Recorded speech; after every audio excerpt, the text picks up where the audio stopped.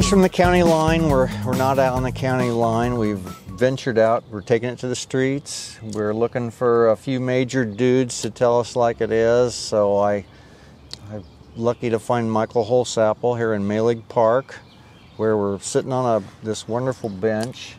And I've known Michael for about 40 years, I guess. He's a retired police officer, retired college professor, an academic,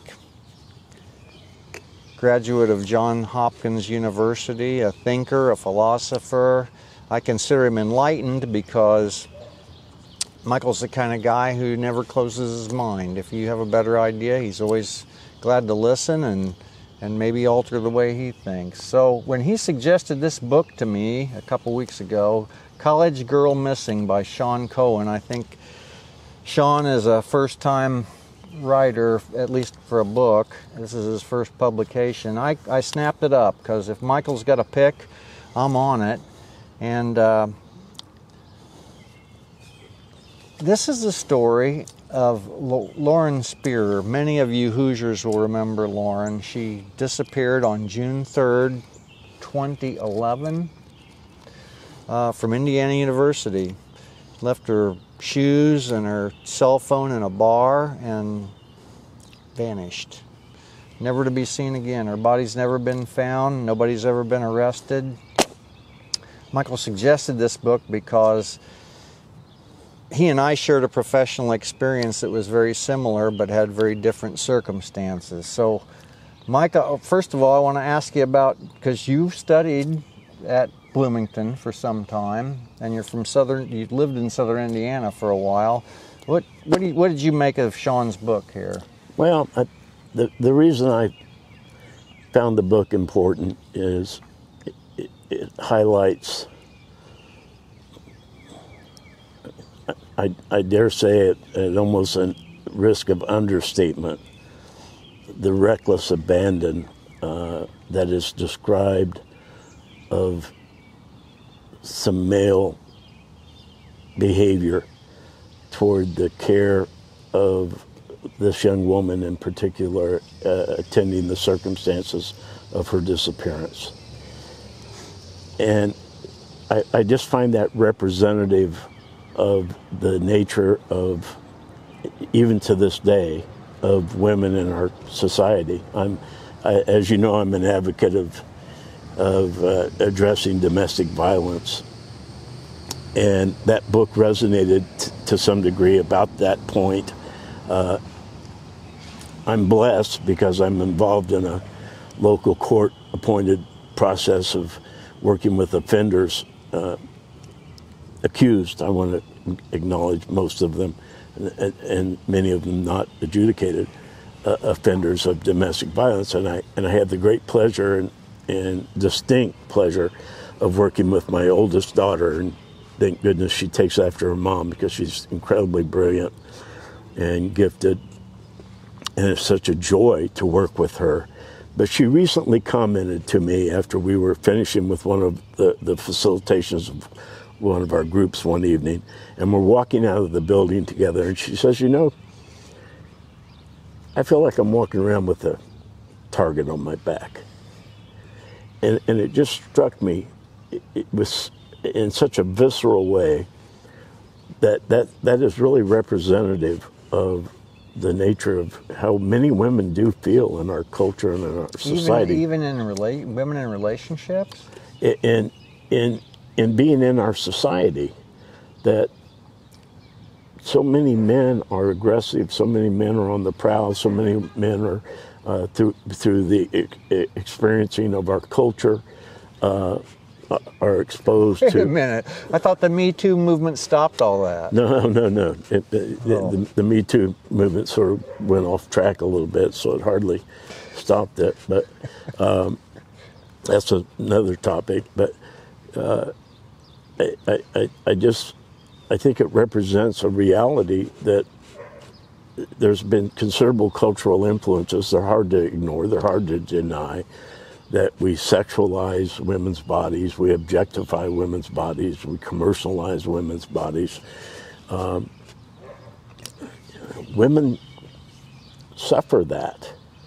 And this story represented that to me, that this young woman was a college student who herself, by the description of this book, I of course don't know her personally in any fashion, was certainly reckless and certainly irresponsible in much of her behavior. But she was in the presence of a group of men that, in my way of thinking, had a moral responsibility to look out for her, to look out for her. And if they themselves are not in fact responsible for her demise, they are morally responsible for whatever happened to her. Because at least a few of them sent her off according to their own admissions. Hey, we'll see you later. Just why don't you make your way back home to your own apartment at 4 o'clock in the morning on the streets of Bloomington, where barefoot, and under the influence of drugs and alcohol, which itself, of course, is a drug, and susceptible to the predation that certainly exists in our culture. And what the book exposes is that there have been a number of sexual assaults and rapes of college students in that community, as occurs regularly. That became such a regular problem, a consistent problem in our society at colleges and universities, that we had to create a federal law mandating that those universities and colleges report those statistics to represent the occurrence of those, because they refused to acknowledge them because it was bad publicity. Sure. And in this book, it even documents how both the city of Bloomington and the university did everything they could to obstruct this young woman's parents from displaying a billboard simply advertising, "Where's our daughter?" Effectively, not perhaps literally, but effectively advertising, "Lauren Spear, she's missing. Does anybody know anything? It's time to speak up, speak out, help us," because they had no closure. And as you mentioned, you and I witnessed the anguish that type of tragedy imposes on families when they have a loved one that's been abducted. So it just hit so close to home. And as I've mentioned before, I've got a young daughter and a young son that I suspect and hope, frankly, somehow we'll be able to afford to send off to college or university. And I've instructed each of them, they're going to read this book so that they have a general awareness, that that their antenna is functioning to recognize the predation that exists around them that we have not effectively eliminated in our culture. And I find that so distressing and so sad. Is it something about IU? At least the author here, Sean Cohen, cites a number of situations at the Bloomington campus where girls have been kidnapped, raped, murdered, they're disappeared, their bodies found months later someplace else. And he says, you don't see these things happening in Terre Haute or Muncie or South Bend. Well, I think that's a misrepresentation of fact. And in fact, you may remember years ago we had an incident where a woman was, someone attempted to abduct a woman here in our own community. And our police response to that, because she was able to escape that effort, and the hue and cry, the conventional call for help and calls for police ushered an immediate response. We had a very good police agency that responded appropriately, and they sort of surrounded the area and they identified the suspect and gave pursuit, and eventually became involved in gunfire with the assailant and killed him. It was later found that he was a suspect in abductions and rape of some women from Indiana State University. So this is not unique to Indiana University by any stretch. This is common to the college and university environments because these are breeding grounds for predators to look for potential victims that are not aware of what their vulnerabilities are. So you think the takeaway from College Girl Missing is basically for our daughters and our wives not to become complacent in the grocery store parking lot or on a college campus or anywhere else because they're still prey? Yes, of course. I do exactly think that. I think that of our sons as well. I include our sons increasingly because we're seeing an uptick, an uprise, an increase in carjackings across our country, and even now in the city of Kokomo, for heaven's sakes. And those can happen to men as readily as they can happen to women. So I think that kind of general awareness is necessary. But again, our culture has constructed an environment. One noted author, Jackson Katz, an author of a very, very well-received book called The Macho Paradox, and a producer of a documentary called Tough Guys, has noted that our culture has promoted an environment that sex offenders are just sort of popping up out of the swamp around us because we've encouraged this objectification of women and looking at them as though they are sex objects and to be had and to be taken and to be used and discarded. And that doesn't mean that that's true of you or that me or other majority of the vast majority of men, of course, but it certainly is true of those predators, and we knew that ourselves in our own professional experience because we witnessed it firsthand in a circumstance that could have ended much more tragically than it did, and it was a tragedy in itself. Well, let's talk about that because it was, I don't know, a dozen or so years before Lauren disappeared that I came into work one day when I had the opportunity to serve under your command, and as always you were in the office before I was, and I asked you what was going on because in those days something always seemed to be happening, and you told me that the sheriff's office had called you and asked for your help, our help, in a missing persons investigation. And you described to me that this woman, Anita Wooldridge, had disappeared from home and her family was concerned, and I said to you, I think, does she have a boyfriend, because she probably just didn't make it home this morning? And you rebuffed me, and what happened next, do you remember? Well, I don't, but I want to correct you immediately. When you said that you served under my command, we were collaborative and we were partners, and we shared a distinction of leading such a remarkably gifted group of people in our unit that one almost has to think was predestined to be what we were at that particular point in time or in history, because we were the right people for the right time, and each one of us played a pivotal role in answering the call. I agree. I mean, it was really a miracle that all these forces came together to gain the outcome that we saw. Can you describe that? Well, what happened in our investigation that didn't happen in the Bloomington case?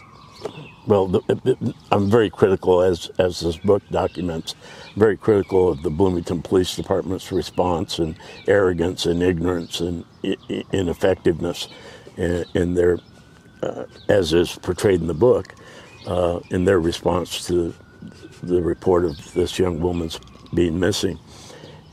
as compared to ours. Quite frankly, what happened is on a particular morning, I think it was a Saturday morning, I had read a newspaper article that reported that a young woman was missing, and just the nature of the article suggested to me this didn't sound right.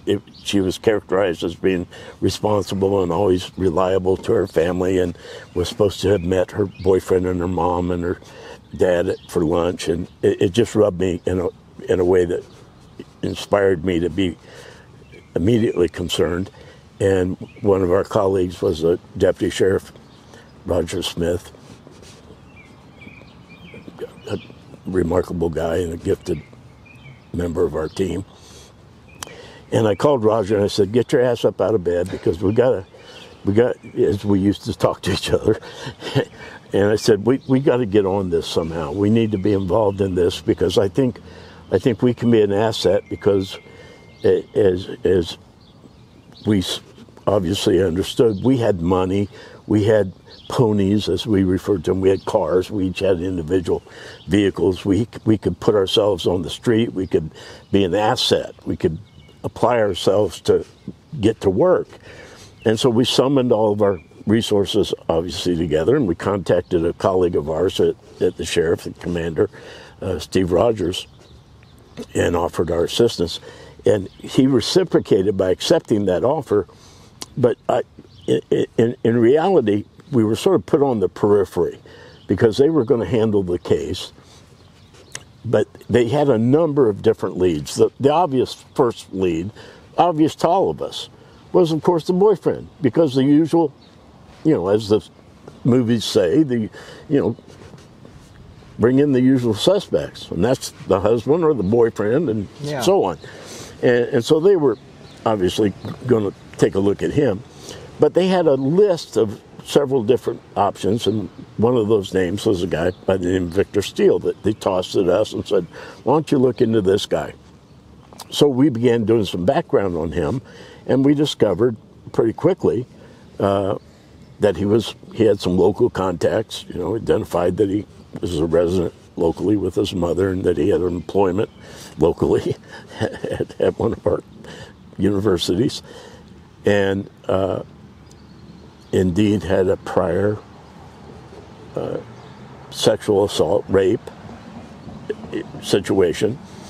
And one of our colleagues, a very gifted friend and colleague of ours, formerly had been employed with the Bloomington, Indiana University Police Department, and obviously had contacts. And we said, "Why don't we get a hold of that case report? Let's look at the, like you do when you, let's look at the facts, let's look at the details." And so he said, "Okay, I'll call and have him get it up to us." I said, "Oh, no. You get on your pony and ride that bastard down there, and we'll pay for the speeding tickets. You get down there and get it and bring it back." Which he did. He went down, got the full case report. He brings it back, and what we did is we compared the case report that the Bloomington Police Department, IU Police Department, had done about this individual's prior rape and abduction. He had gone up to a woman's house, knocked on the door, a student, and she answered the door, and he put a knife to her throat and dragged her out to a wooded area, and he raped her and said, "If you tell anybody, I'll kill you." And she said, "Okay, I won't tell anybody." And he made the mistake of letting her go, and she told somebody. And they ended up catching him, and he had a backpack and, his crime kit, and the facts sort of jumped up out at you. And when we read the case report initiated by the Sheriff's Department, one of the unsung heroes of that entire investigation was a deputy sheriff that took the initial report, because he had documented, he had done such a good job in what we used to refer to as Goya Cod, get off your ass and knock on doors. He had gone door to door and said, "Hey, something's going on around here. There's a young woman missing." has anybody seen anything? And almost to a person, everybody was saying, no, I don't know nothing. I didn't see nothing. I don't know nothing about nothing. Except one person said, you know, I did see a guy pushing a bicycle down the road, and he had a backpack. And our lights go off. Backpack. Victor Steele. Where is he? and so now we're on the scent. Now we're on the hunt. And we immediately recognized they put us on the periphery, but we're in the heart of this. And so that's what drew our focus in that particular case. So let me slow you down here, because there's a couple things I want to point out. One, there's a clear effort to cooperate between agencies here. Yes. Between us and the Sheriff's Department, and even us and the Bloomington Police Department. Yes, the IU Police Department. Which is something that no one did in Lauren's case. No. They absolutely refused any interference or They turned away the Indiana State Police, and they turned away the FBI. Yeah. Secondly, you mentioned this, that you almost glazed over it. You know, all this background work that the team put together to try and figure out as much as they could about Thomas Steele before anybody even reached out to the university cops, right? Victor Steele, yes. That's a lot of snooping around. All of it done kind of under the cover. We had the benefit.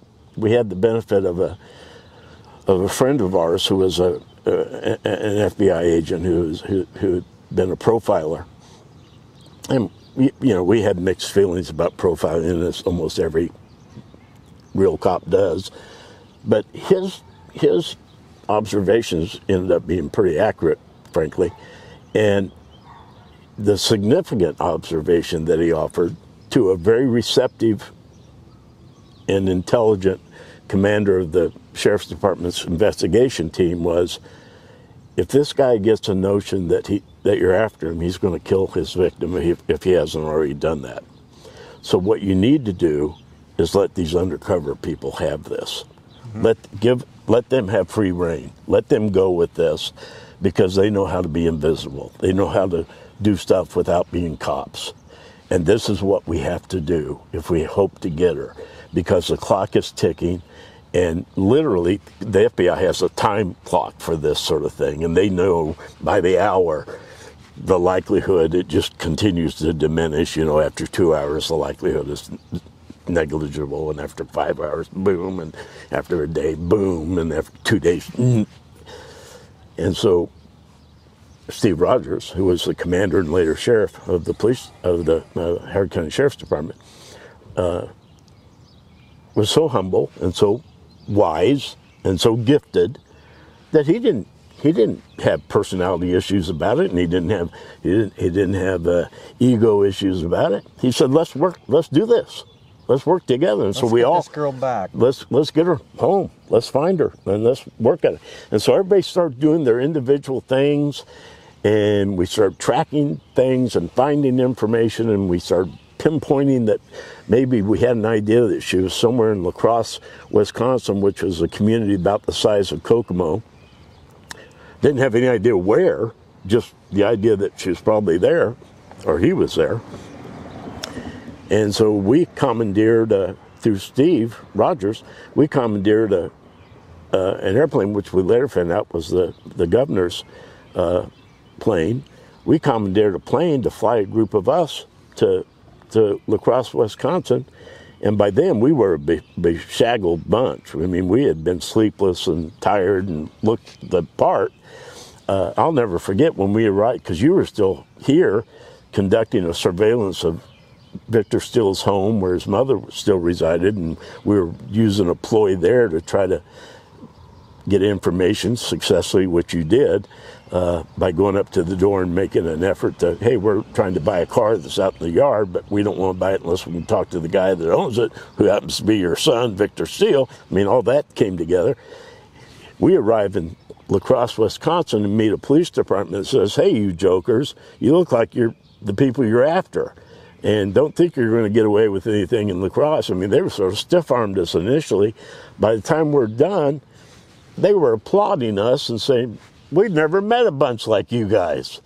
I mean, it was an incredible... Yeah, they wanted to just say hello, give you a cup of coffee, and tuck into the local hotel, and you were like, no, give us a street map, because we're out. We're out of here. We're on the way to start looking. And I think I want to talk about these two undercover officers, Rick Nutt and Doug Mason, who spotted a car for sale in Steele's mother's front yard and went up to the door, and over a period of I think 3 days, were able to wrangle his home address out of her, or his address up in La Crosse.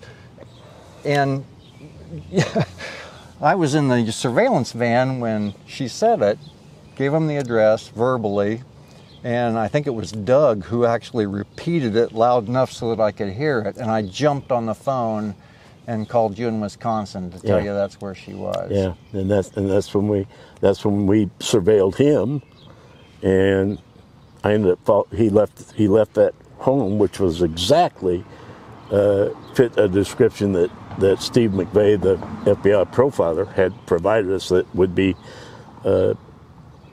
he described would be like a fortress, and would be likely, if we found it to be that way, would be likely that he really did have her inside that home. He left that home, and we followed him to a lumber yard, and I literally followed him inside the lumber yard and was as close as we are now. He was buying some lumber, and I'm thinking, well, what the hell? I was scared to death that he was going to build a coffin or something. What the hell's going on here? And I didn't know what to do, so I bought a Snickers candy bar because I was hungry as hell, and felt guilty about that because I knew everybody else was hungry. And we intercept him on the way back, and of course, the story on this end. On that end, what was so interesting, we had captured the assistance and the admiration of the La Crosse, Wisconsin Police Department and FBI office. By that time, they were flying in because the FBI profiler, McVeigh, said that he may very well have set up booby traps in the house, and there might be bombs, and so they were going to fly in a special unit to do the search from Quantico, and we were waiting. Steve Rogers was masterminding getting a search warrant for the house after we'd stopped him on the road, and he committed himself to some lies that we were able to build probable cause around. And while we were waiting for these guys from Quantico, which was going to take hours, the La Crosse, Wisconsin commander said, "We're not waiting for any FBI agents. These are the guys that busted their ass. They're the ones that are going to go in that house and find her." The FBI agents outsmarted all of us because they donated all their jackets and their armor gear to us. So when we go in and come out, it looks like the FBI's doing a raid.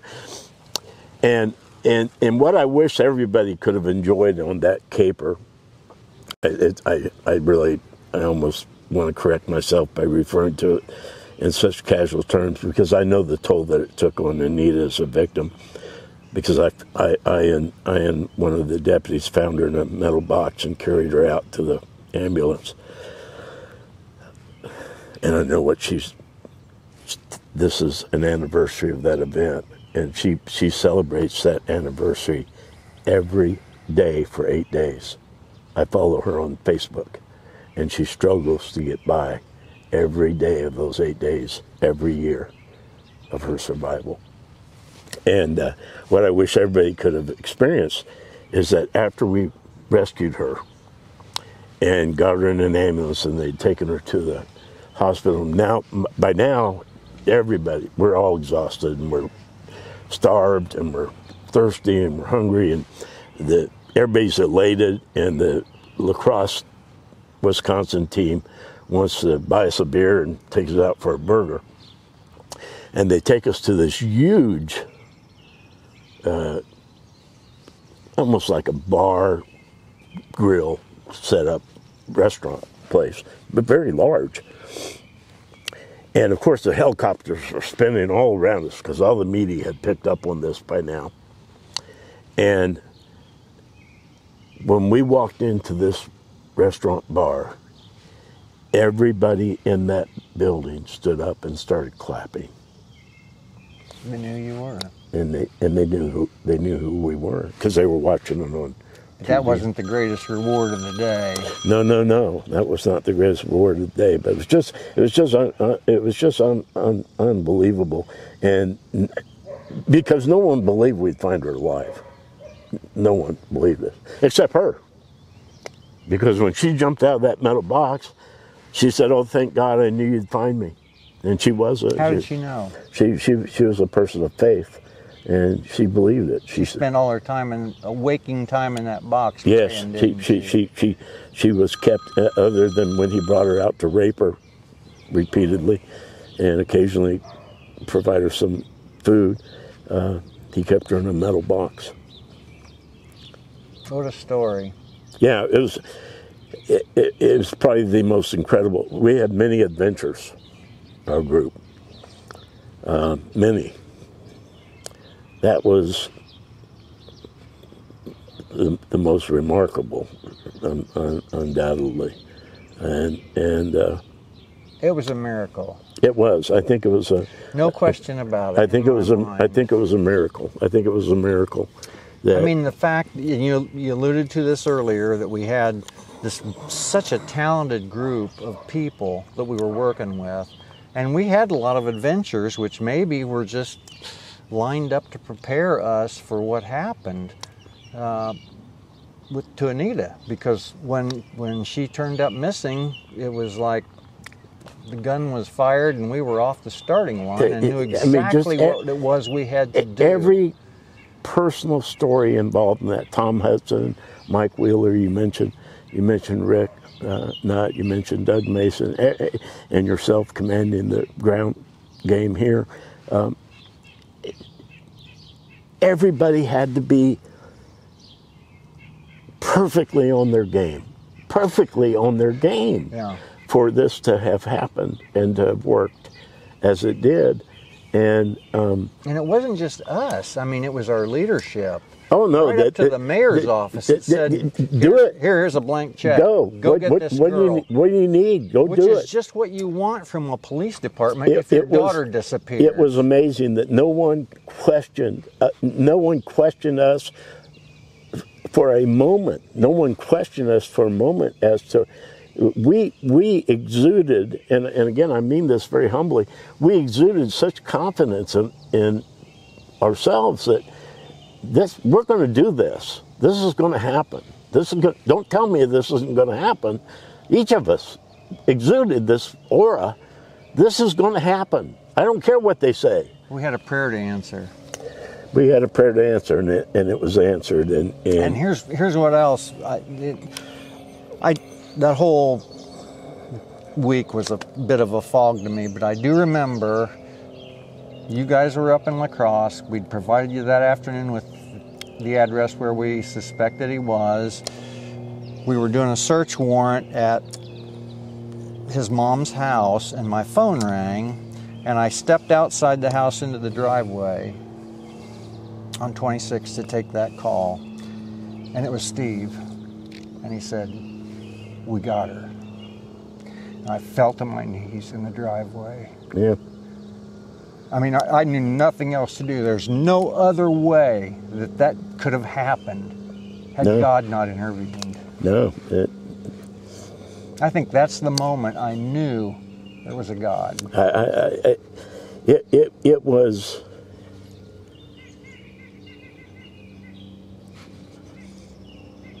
It was miraculous when she jumped out of that box. Because the box had, as you may remember from our description, the house was quiet. And we come in the house, police, Anita, are you here? And it's silence, because she'd been programmed that he had tricked her numerous times that he'd leave and say, I'm gonna pretend like I'm leaving, but I'll come back, and if you make a noise, I'll kill you. So he had programmed her to never make a peep. So it was complete silence when we go in the house. And when we finally came into Don and I came into the center room where there's this metal box laying on the cabinet laying on the floor, there was a knife through the, keeping the thing locked, and a quarter on top of the, and Don and I are looking at each other like, what in the heck? And we're of course looking around, is that a bomb? Is this a bomb? What the heck is going on here?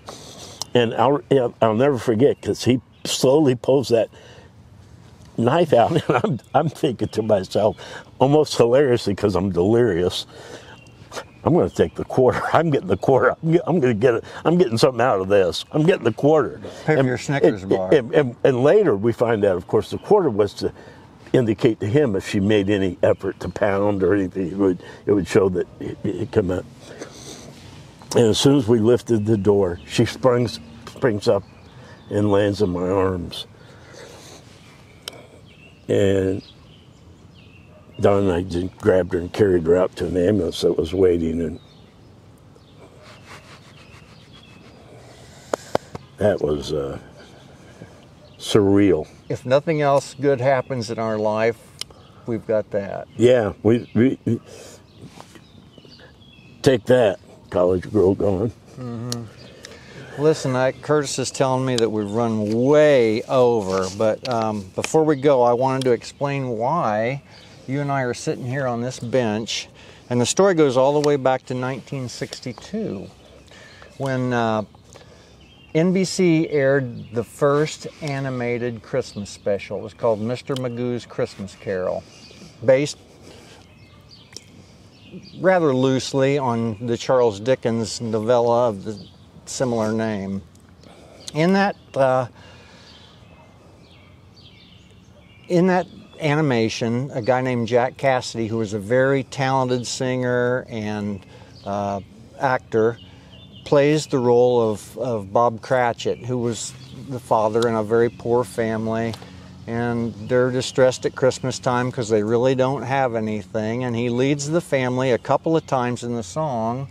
That the first line is, we have the Lord's bright blessing in knowing we're together. Well, a little girl named Laura, who lived not far from where this bench is located today, watched that show, and it became a tradition in her family. Every Christmas they'd look forward to sitting around the television, the black and white TV, with a bowl of popcorn and watching that hour-long Christmas special about a family that stuck together and the miracles that brought them a wonderful Christmas. Well, Laura was a very talented swimmer, and she swam AAU, she swam in high school, she did very well, so well in fact that she got a full ride scholarship to the University of Alabama. She was down there her freshman year, having a great season, when her dad called and told her that her mother was sick with cancer. So Laura talked to her coaches and decided that she needed to go home. And they said, well, okay, we'll try to hold your spot for you, but you got to stay in shape. So she did. She came home, and while she helped take care of her mother and watched her mother die, she got a part-time job at the YMCA to try and stay in shape. Well, after her mother passed that December, the following December, and the spring semester was about to begin, Laura reached out to her coaches, and they said, well, you can come back, but we got to make sure you're in shape if you want to hold on to your scholarship. So she went back. Coach put her on a pretty aggressive weight training program, and Laura couldn't do anything half-assed. She really worked hard at the weights, so hard in fact that she blew out one of her shoulders and ruined her swimming career. She would never be able to swim competitively again. She'd probably been an Olympic contender if she'd stayed in the game, but going home to take care of her family and her mother meant more to her than that. Well, the story's got kind of a happy ending. She was able to go back to the University of Alabama and finish her degree, met a very nice man, and an engineering student. They raised a nice family, eventually settled in Michigan. 3 of the boys attended West Point. 2 of them are still serving, married Army officers. She contributed significantly, and then she died last August of liver disease. And her sister,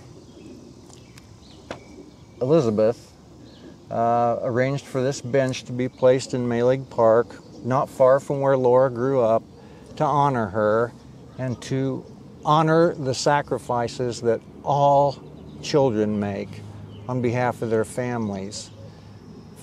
Families are the core of our society, and we all need to remember that sometimes sacrifices are necessary. So, if you're out on West Carter Street, stop and pay your respects. I think Laura would appreciate it. Michael, I want to thank you for being here the last 4 weeks. I love you. I love you too, my friend. Thank you. You've been a gift for a long time, and thanks for sharing some memories and some thoughts with us.